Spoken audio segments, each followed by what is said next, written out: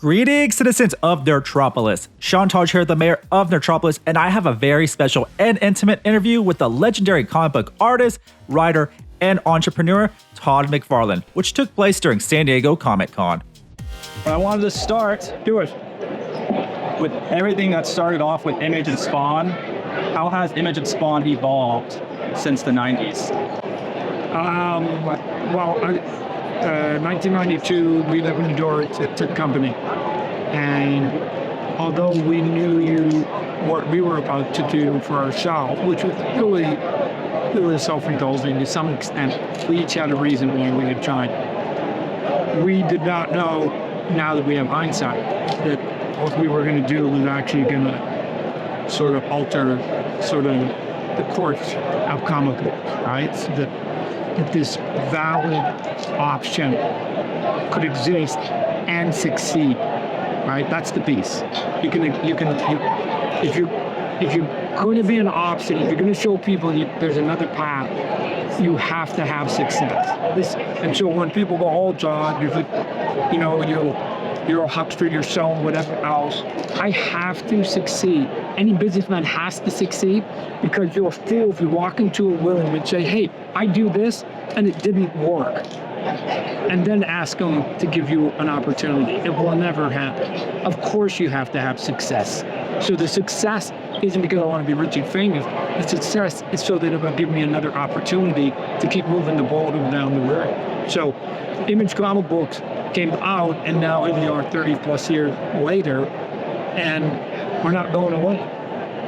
We're gonna be here forever, right? I mean, we're gonna be here minimum till the day I die, because I'm never taking that logo off my book, right? So there's gonna be at least one book that's called Image Comics, all right? So, but luckily we do, between 50 and 70 books a month.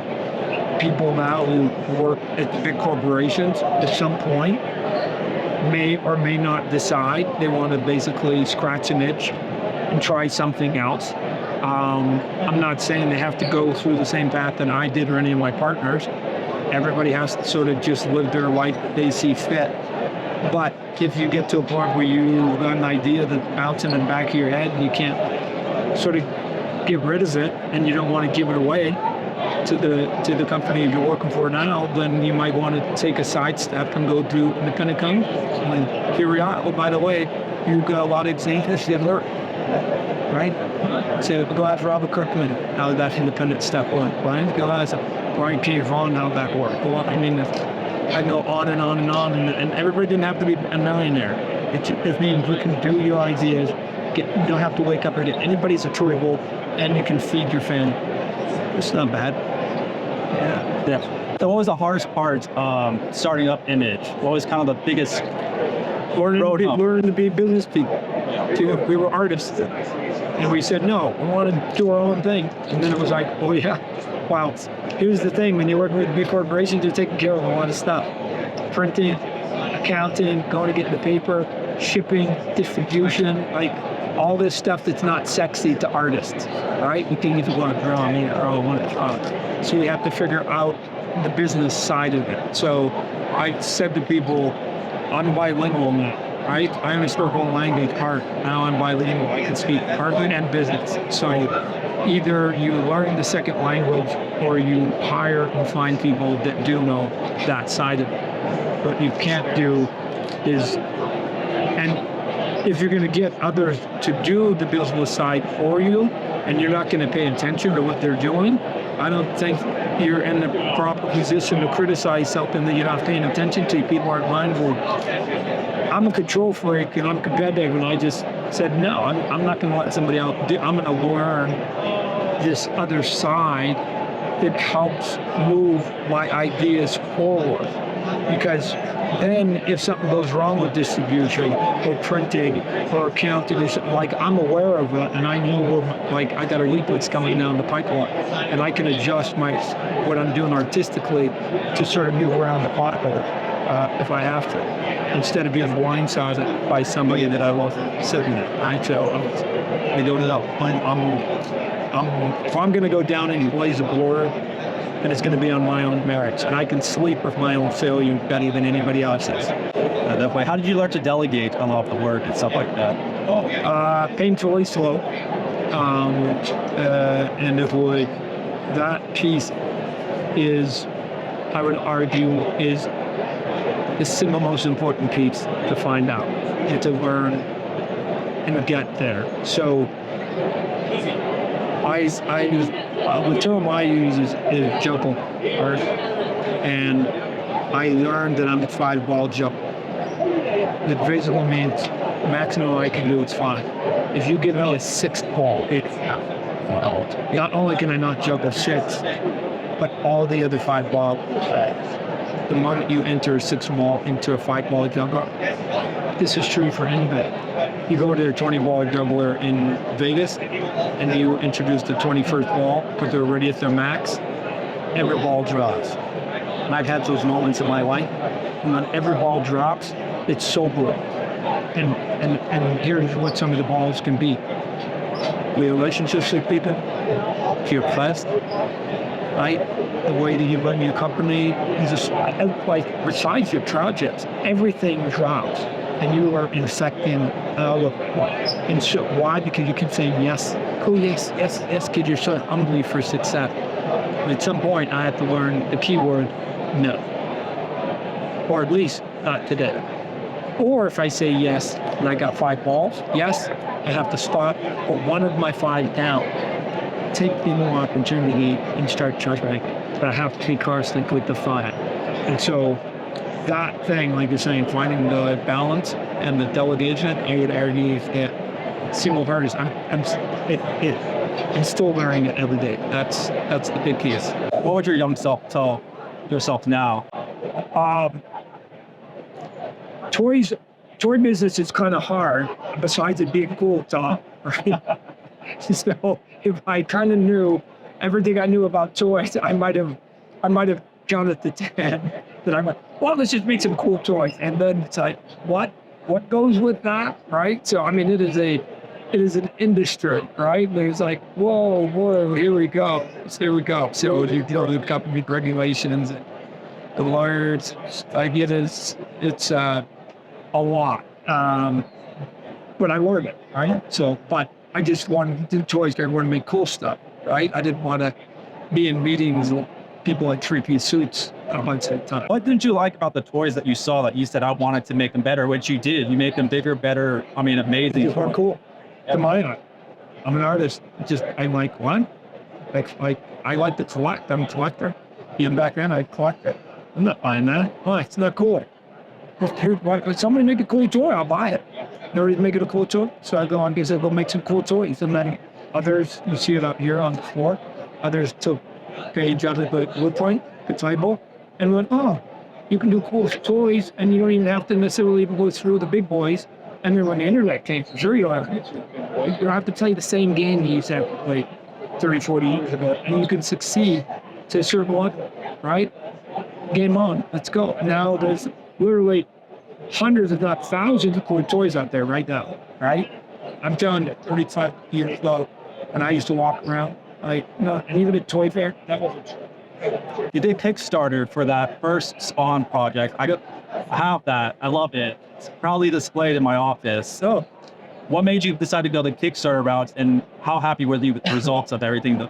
How the first time to go about it? Well, I'm curious. I like the experiment. I could be doing something here for the first time with what? Never done that. I'm curious. So I had never done crowdfunding. I was saying, hey, we should try to experiment, and then boom, pandemic came.